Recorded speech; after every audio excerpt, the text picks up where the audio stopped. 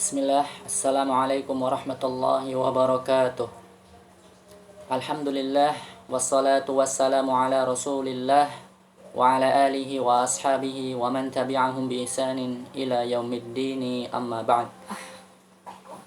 Segala puji bagi Allah yang telah memberikan kita banyak sekali kenikmatannya, kemudian hidayah, taufik dan inayahnya, sehingga kita masih dapat melanjutkan kembali melakukan apa yang telah Allah perintahkan. Dan semoga kita bisa memanfaatkan waktu-waktu dan nikmat-nikmat yang telah Allah berikan kepada kita. Dan hari ini ya insya Allah kita akan melanjutkan kembali materi pembelajaran kita, yaitu Pendidikan Agama Islam atau PAI kelas 5 ya. Materi hari ini adalah materi yang pertama pada pekan ke-6. Tepatnya pada modul halaman 46 sampai 48. Baik. Silakan antum semua buka halaman 46 ya. Lihat di paling atas. Hari ini kita akan membahas hadis yang ke-9 ya. Al-haditsut tasi'. Hadis yang ke-9, yaitu tentang perintah dan larangan. Kita perhatikan bunyi hadisnya ya. Ustadz baca, kemudian antum dengarkan baik-baik. Perhatikan panjang pendek dan harokatnya. An Abi Hurairah Abdurrahman bin Sakhr radhiyallahu anhu qala sami'tu Rasulullah sallallahu alaihi wasallam yaqul ma nahaitukum anhu fajtanibuh wa ma amartukum bihi fa'tu minhu mastata'tum fa innama ahlakal ladzina min qablikum kasratu masailihim wa ikhtilafuhum ala anbiya'ihim. Rawahul Bukhari wa Muslim. Kita terjemahkan hadisnya. Terjemahan hadis dari Abu Hurairah Abdurrahman bin Sakhr radhiyallahu anhu. Ya, kita perlu tahu ya. Kita ceritakan sedikit siapa itu Abu Hurairah radhiyallahu anhu. Abdurrahman bin Sakhr merupakan nama asli dari sahabat yang akrab kita dengar dengan Abu Hurairah. Beliau dipanggil Abu Hurairah karena di waktu kecilnya ia diperintahkan untuk menggembala beberapa ekor kambing milik keluarganya. Nah, di sela-sela ia mengembala kambing, Abu Hurairah selalu bermain dengan kucing kecilnya di saat siang hari. Dan jika malam sudah tiba, kucing tersebut diletakkan di atas pohon. Lalu Abu Hurairah pulang ke rumahnya. Kebiasaan ini ya berjalan terus sampai teman sebayanya memanggilnya dengan Abu Hurairah yang berarti si pemilik kucing kecil. Ya, jadi Abu Hurairah ini dinamakan Abu Hurairah karena kisah tersebut ya. Karena kebiasaan Abu Hurairah yang tadi Ustadz sebutkan. Sahabat yang mulia ini terkenal sebagai sahabat yang banyak meriwayatkan hadis. Tercatat sekitar lebih dari 5.000 hadis yang diriwayatkan lewat jalurnya. Ya, bahkan dikatakan Abu Hurairah adalah sahabat yang paling banyak meriwayatkan hadis dari Rasulullah Shallallahu Alaihi Wasallam. Kemudian singkat kisahnya, sahabat yang mulia ini diberikan umur yang cukup panjang ya oleh Allah Subhanahu wa taala. Diriwayatkan bahwa beliau wafat di umur 78 tahun. Maka jarak dari wafatnya Rasulullah Shallallahu alaihi wasallam dengan wafatnya Abu Hurairah sekitar 47 tahun. Oleh karena itu, beliau sangat sering mengajarkan umat dan banyak meriwayatkan hadis. Diriwayatkan dari Nafi' rahimahullah bahwa saat Abu Hurairah wafat, aku dan Ibnu Umar radhiyallahu anhu ikut mengiringi jenazah.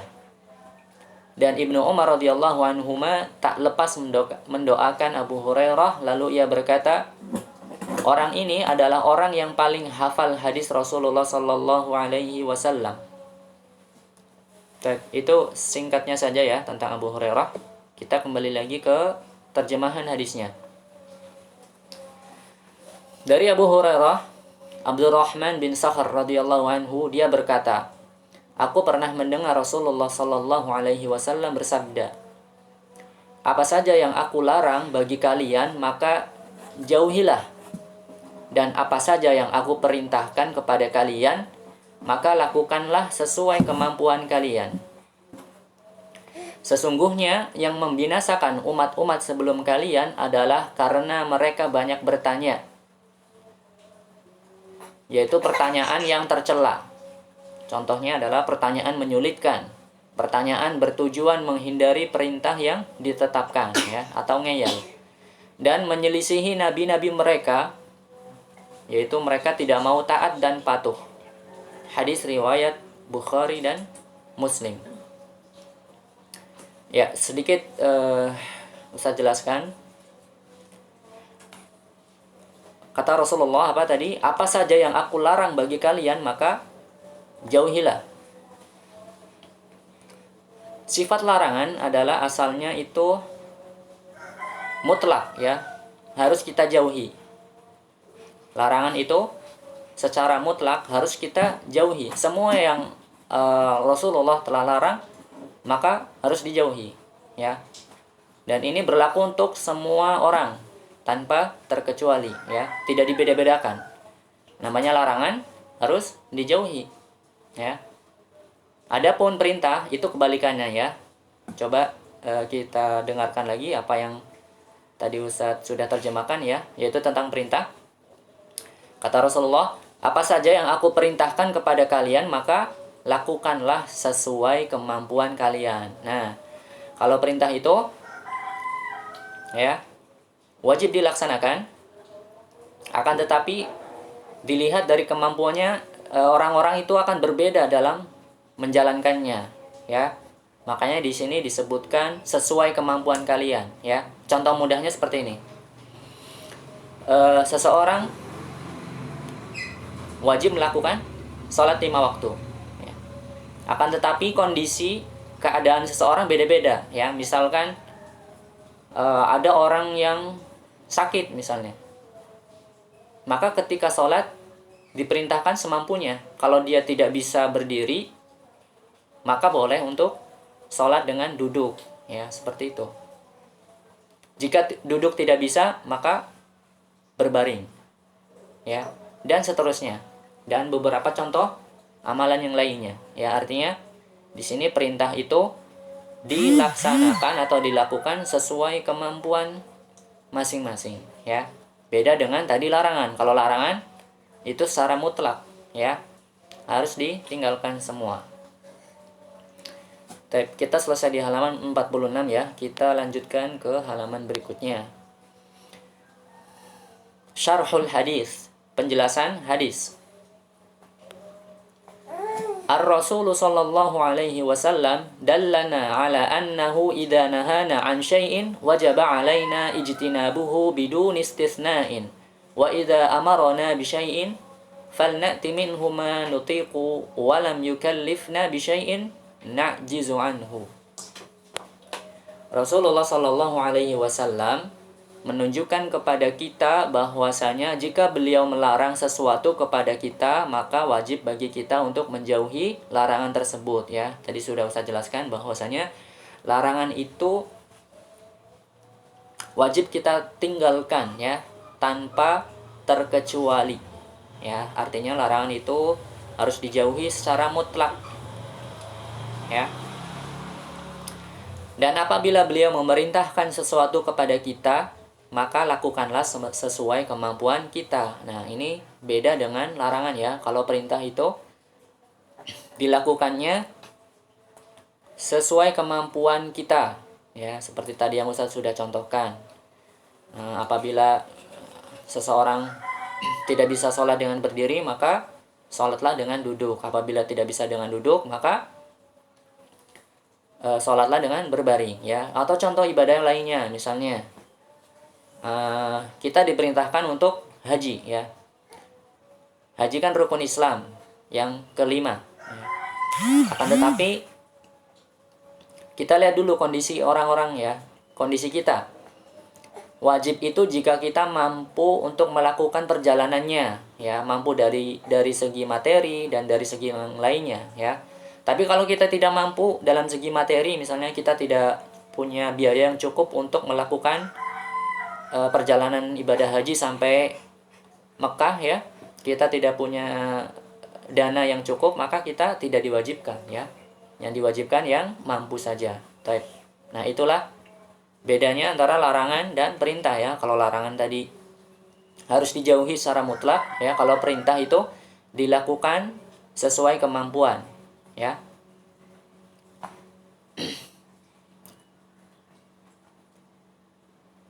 Dan beliau tidak membebani sesuatu kepada kita yang kita tidak mampu untuk melakukannya. Ya. Perintah itu banyak, ya. Perintah dalam agama ini banyak. Ibadah itu sangat banyak. Makanya kita tidak dibebani untuk melakukan semuanya, ya. Kita lanjutkan. ثم أشار إلى شيء كالمثل عظة لنا بأن لا نكون كبعض الأمم السابقة حينما أكثروا من الأسئلة على أنبيائهم مع مخالفتهم لهم عاقبهم الله بأنواع من الهلاك فلا نكن مثلهم. Kemudian Rasulullah memberikan contoh atau permisalan sebagai nasihat untuk kita agar jangan seperti umat-umat terdahulu. Tatkala mereka banyak bertanya, ya, pertanyaan yang tercela terhadap nabi-nabi mereka serta menyelisihinya, tidak taat dan patuh, ya. Di sini Rasulullah memberikan contoh atau permisalan sebagai nasihat untuk kita agar jangan seperti umat-umat terdahulu, ya. Contoh umat-umat terdahulu, ya, umatnya Nabi Musa, ya, Bani Israel. Ketika mereka diperintahkan untuk membunuh, ya. Ketika mereka diperintahkan untuk menyembelih, ya, menyembelih sapi, ya. Nabi Musa menyuruh mereka menyembelih sapi, ya, karena terjadi perkara yang sebelumnya, yaitu tentang pembunuhan, ya. Kemudian di antara cara menyelesaikannya, Allah perintahkan Nabi Musa menyuruh kepada kaumnya Bani Israel untuk menyembelih sapi, ya. Akan tetapi jawaban Bani Israel apa? Mereka tidak langsung melaksanakan perintah Nabi Musa. Akan tetapi mereka bertanya lagi, ya, kepada Nabi Musa, "Wahai Nabi Musa, bagaimana sapinya? Ya, seperti apa sapinya? Sifatnya bagaimana?" Ya. Akhirnya Nabi Musa menjelaskan lagi, oh, sapinya begini, ya, begitu. Akhirnya menyulitkan Bani Israel, ya. Tadinya di awalnya disuruh menyembelih sapi sifatnya secara umum, ya, sapi apa saja, ya, sembelih saja. Tapi karena Bani Israel ini ngeyel, ya, bertanya terus. Nah, ini akhirnya menyulitkan Bani Israel sendiri, ya. Ini akibat dari menyelisihi perintah nabi-nabi, ya, menyelisihi, banyak bertanya. Nah, kalau bertanya yang baik, ya, bertanya yang bertujuan baik, insya Allah ini tidak apa-apa. Akan tetapi yang dimaksud di sini adalah bertanya yang tidak bermanfaat, ya, atau bertanya yang tercela, ngeyel, ya, bertanya untuk bertujuannya mengelak atau menghindari dari perintah yang telah ditetapkan, ya. Allah menghukum umat-umat tersebut, ya, dengan berbagai macam kebinasaan. Maka Rasulullah memberikan nasihat kepada kita agar jangan kita seperti mereka, ya, jangan meniru mereka, ya. Makanya perintah itu, ya, asal hukum perintah ya dilaksanakan, ya, seperti itu. Ya, kita selesai di halaman 47. Kemudian lihat halaman berikutnya, yaitu fawaidul hadis, faidah hadis. Yang pertama, wujubu jitina bima naha anhu nabiyyu sallallahu alaihi wasallam wal ityanu bima yustata'u minal awamir. Faedah yang pertama yaitu wajib menjauhi apa yang Nabi Shallallahu Alaihi Wasallam larang terhadapnya. Ya, sifat larangan apa tadi? Wajib semuanya untuk meninggalkannya, ya. Dan insya Allah meninggalkan larangan ini, ya, tidak ada beban, ya, karena hukum asalnya larangan tidak membutuhkan usaha, ya. Larangan itu ya sudah, kita tinggal tidak melakukan, ya tidak. Misalnya Rasulullah menyuruh kita untuk jangan memakan babi misalnya. Ya sudah, kita jangan makan. Ya, tidak ada usaha kita untuk ngapa-ngapain. Sudah tinggal tidak makan daging babi tersebut, ya enggak? Rasulullah memerintahkan kita jangan mencuri. Ya sudah, jangan mencuri, ya. Artinya tidak ada beban seperti itu, ya. Nah, adapun perintah, nah, melaksanakan apa yang beliau perintah, maka ini sesuai kemampuan kita. Ya. Perintah asal hukumnya wajib, ya. Dan perintah ini bedanya kita melakukan usaha, ya. Ada usaha di situ. Ya, kalau tadi larangan itu tinggal kita tidak melakukan, akan tetapi perintah ini kita berusaha, ya. Ada usaha di situ. Contohnya apa? Asalnya kita tidak diperintahkan sholat, tapi karena Islam menyuruh kita untuk sholat, ya, maka ini kewajiban. Maka kita harus ada usaha di situ. Iya tidak? Kita bangun subuh misalnya, diperintahkan untuk sholat subuh, ya. Kemudian kita disuruh puasa, ya kita puasa. Ada usaha di situ. Kita menahan lapar, kita menahan haus, kita menahan hal-hal yang membatalkan puasa. Ya, itu namanya ada usaha di situ. Makanya kalau perintah ini sesuai kemampuan, ya. Bedanya tadi kalau larangan kita tinggal meninggalkan saja tanpa ada usaha, ya. Kalau perintah harus ada usaha di situ, ya. Ada upaya dan usaha sehingga perintah itu sesuai kondisi masing-masing, ya, seseorang. Disesuaikan dengan kondisi masing-masing seseorang. Type. Kita lanjutkan. Faedah yang kedua adalah mukhalafatu ma jaa'a bihil anbiya sababun min asbabil halak. Menyelisihi apa yang para nabi bawa, ya, yaitu dari perintah dan larangan adalah sebab dari sebab-sebab kebinasaan, ya, seperti yang tadi Ustaz contohkan. Contohnya adalah umat Nabi Musa, ya, Bani Israel tadi. Menyelisihi perintah nabi, ya, akan membinasakan mereka, ya. Membinasakan mereka. Banyak, ya, diantara contoh-contoh kaum sebelum kita, ya, yang Allah hukum mereka, yang Allah binasakan mereka. Nah, makanya kita jangan seperti kaum-kaum terdahulu yang seperti itu, ya. Kemudian faedah yang ketiga dan terakhir, kasratul as'ilatil mazmumah sababun min asbabil ikhtilaf wal halak. Banyak bertanya, ya, pertanyaan yang tercela adalah di antara sebab dari sebab-sebab perselisihan dan kehancuran. Ya, kalau ada perintah yang sudah jelas, sudah tinggal laksanakan saja. Jangan bertanya yang cari-cari alasan untuk seakan-akan pengen menghindari dari perintah yang telah ditetapkan, ya, yang menyebabkan banyak perselisihan dan kehancuran. Ya, taib. Ini saja, ya, pembahasan kita dari halaman 46 sampai 48. Kemudian jangan lupa tugas hari ini adalah menghafal mufradat. Ya. Mari kita baca mufradatnya, ya. Ustadz baca seperti biasa, antum harus dengarkan baik-baik, ya. Panjang pendeknya dan harokatnya itu penting sekali, ya. Al-mufradatu, kosakata. Yang pertama, Khatamul Anbiya'i. Nah, kho-nya panjang, ya. Khatamul Anbiya'i artinya penutup para nabi. Yang kedua, syaqiyun au sa'idun. Ya, huruf shin yang pertama, sya, kemudian iya-nya di situ ada tasydid, ya. Syaqiyun au sa'idun, artinya sengsara atau bahagia. Yang ketiga, mardudun, artinya tertolak. Yang keempat, bayyinun, ya, huruf ya-nya ada tasydidnya. Bayyinun, artinya jelas.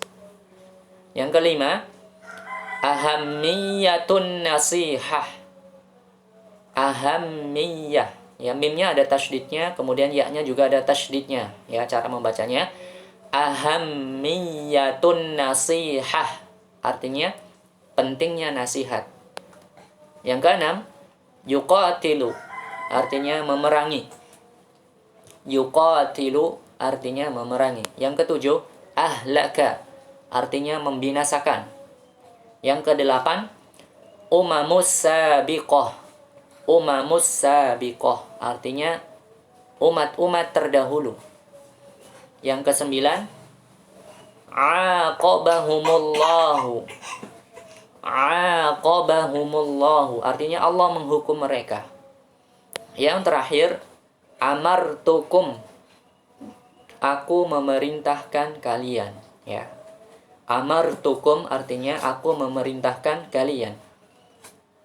Alhamdulillah kita selesai ya pada pertemuan hari ini. Wallahu a'lam bishawab. Jika ada kesalahan dan kekurangan, Ustaz mohon maaf. Kita tutup pertemuan kali ini dengan doa kafaratul majlis. Subhanakallahumma wa bihamdika asyhadu an la ilaha illa anta astaghfiruka wa atubu ilaik. Wassalamualaikum warahmatullahi wabarakatuh.